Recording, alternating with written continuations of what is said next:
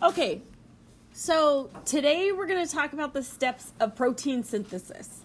So we've been talking about DNA, right?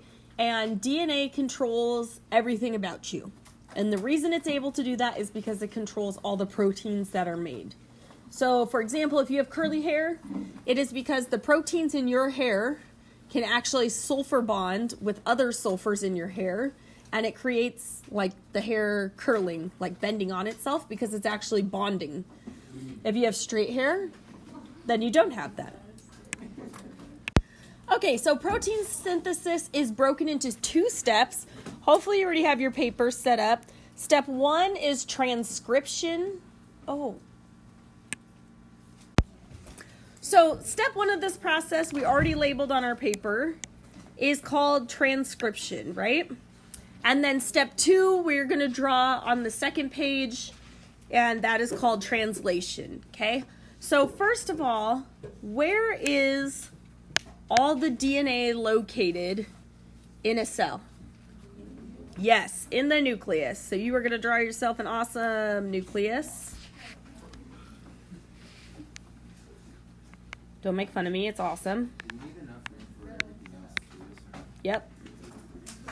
Shh. Nucleus, okay? And inside the nucleus, we know we have our wonderful DNA.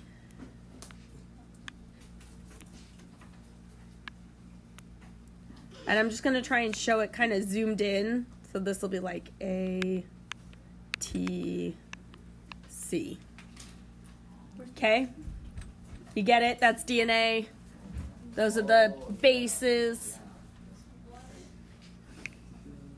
All right. Now this is our nucleus. And in the nucleus, there's actually these little openings. Okay? But they're really, really tiny. There's one, we'll say there's one. They're little openings, okay? But DNA is a really big molecule, correct? Do you guys remember how long DNA is if you stretched it all out? Good job, 6 feet. So that's our DNA. Since it's such a big molecule, it's stuck inside, okay? It cannot get out. It can't go through these little tiny pores. So the DNA is stuck inside the nucleus. However, all the information in the DNA has to be able to go to the rest of the cell to tell it what to do, right? All the organelles, everything else are in this part of the cell, the rest of the cell. So DNA can't get out there, so instead we have to come up with a messenger, okay? Something smaller that can read the DNA but also can go out to the rest of the cell. And that, bless you, is going to be oh my God. That is going to be mRNA. The M stands for messenger. Very good. So it's a messenger. Okay. RNA is single-stranded. So it's much smaller and it can go in and out of the nucleus, which is what we need it to do, right? And it does not use T. Instead, it uses, does anyone remember that other nucleotide we learned about? Good, U for uracil. Very nice. Okay, so those are the rules for mRNA. So we open up the DNA, we're like, cool, we've exposed the code, now we need to make some mRNA so we can get that information into the rest of the cell and the cytoplasm and find all the cool things, okay? So here's our mRNA. And it starts by reading the letters, okay? So A bonds to T, but does RNA use T? Nope, so what does A bond to? U for uracil, right? So this will be a U. T bonds to A. We still use A. Good job. And C bonds to G. Okay? And then it just keeps going like that. So if it read the next couple letters of DNA, the mRNA would match up to it. Does that make sense to you guys? So the next 3 letters could be something like C, C, A, and then G, U, U, whatever. It'll keep reading the DNA on and on. Once it says, sweet, we got the message, the mRNA goes out of this nucleus and heads down here to our friend. What makes proteins? Do you guys remember what organelle that is? Yes! Oh my God, thank you. Ribosome. So here's our little ribosome. I realize pink's a horrible color now. Sorry.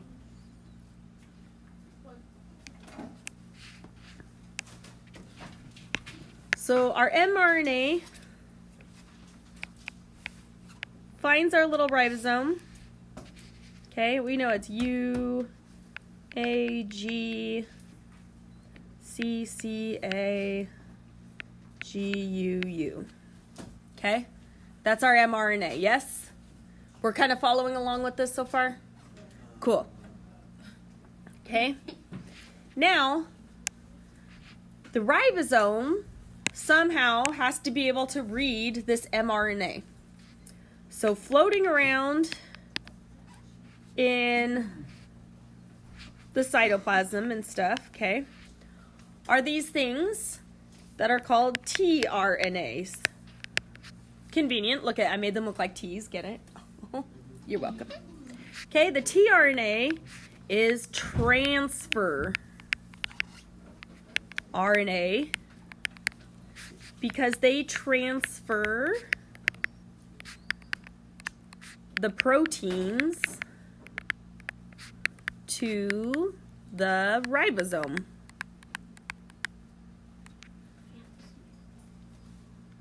Okay.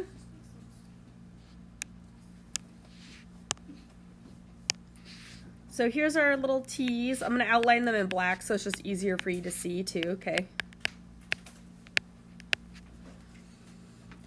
Now, each tRNA has an amino acid attached to it, a specific one, and we'll get into that more later in the week, okay? But every single one has an amino acid on it. And at the bottom of them, they have some more RNA, okay? So, let's see, do A,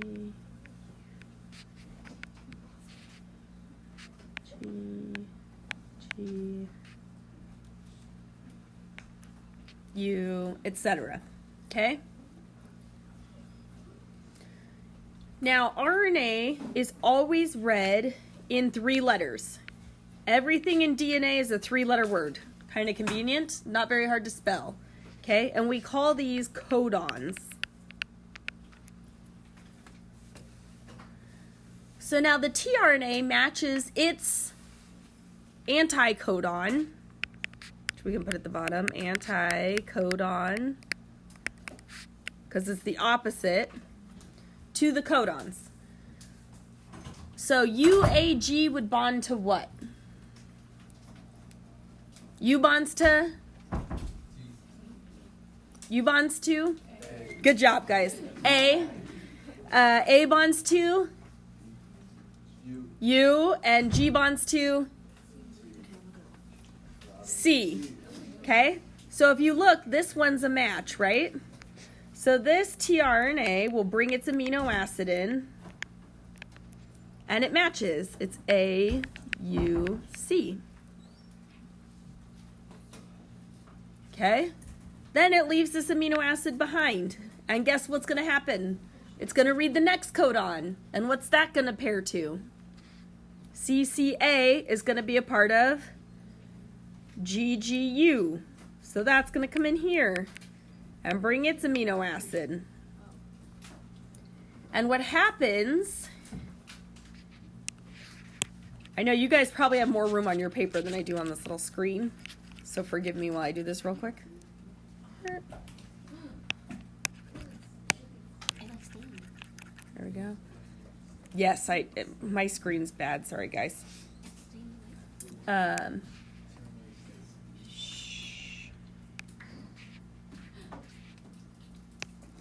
So eventually, in translation, this makes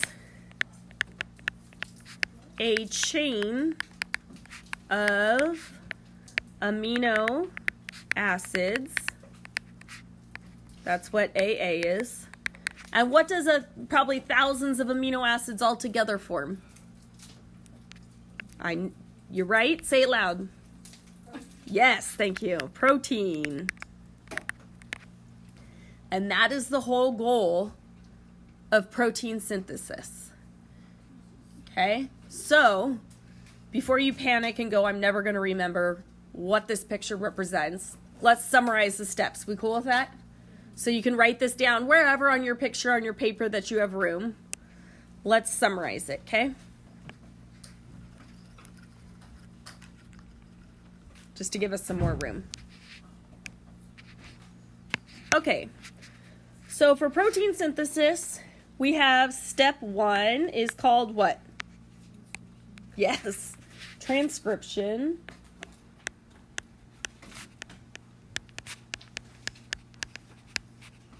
Okay, so the first part of transcription, step A, is open and read the DNA. That make sense? You see that in the picture? Somewhere in that ugly picture, hopefully you see that, okay? B, you are going to make a strand of, anyone? mRNA.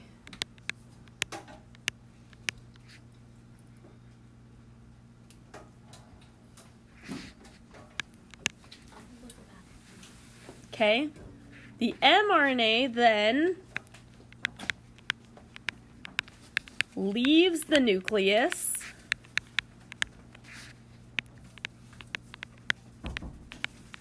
and goes to find a, yes, ribosome.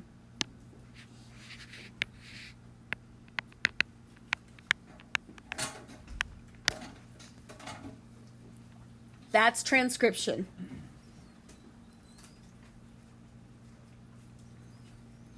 Translation is step 2, right? So step 2 is translation.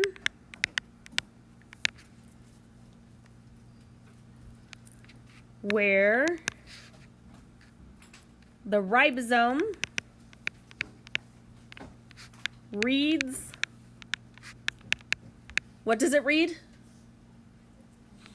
Good, the mRNA.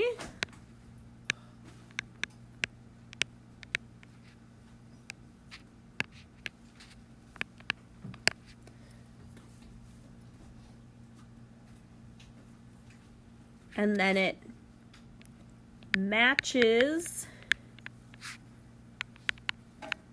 the correct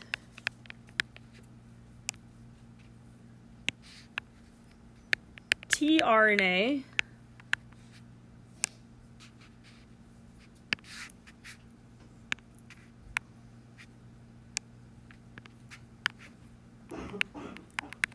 to the mRNA codons, right?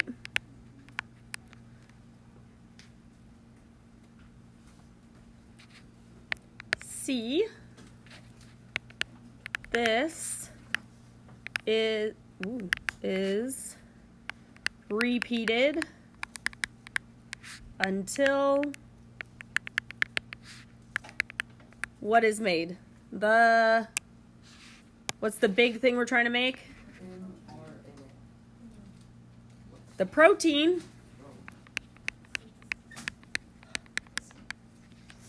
is made.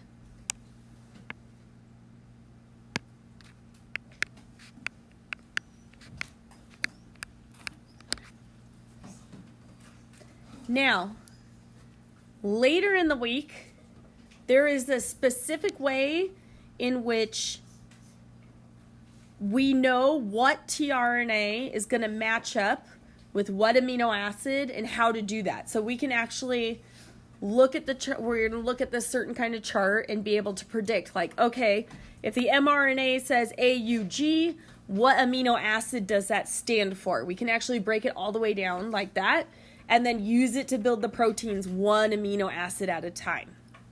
Okay? The only other little tidbit of or side note of information I'm going to give you too is that your ribosome is also made out of RNA. We're not going to talk about it in detail or anything like that, but it's called, the ribosome is made out of rRNA for ribosomal RNA. Okay? So what I really want you guys to understand is this kind of transcription translation process, because when we come back to this kind of more near the end of the week, like Thursday, Friday, we're going to make it into another level of detail. Okay? So make sure that you review this, and then since you have this done now on page 10 of your Ian, see if I can do this. Oops, I didn't want that, but that's okay. You are going to do page 306, numbers 1 through 4. You should have plenty of time to finish this in class. If you do, you can bring it to Eliana. She'll stamp it for you. And that's kind of it for today. All right? Good job.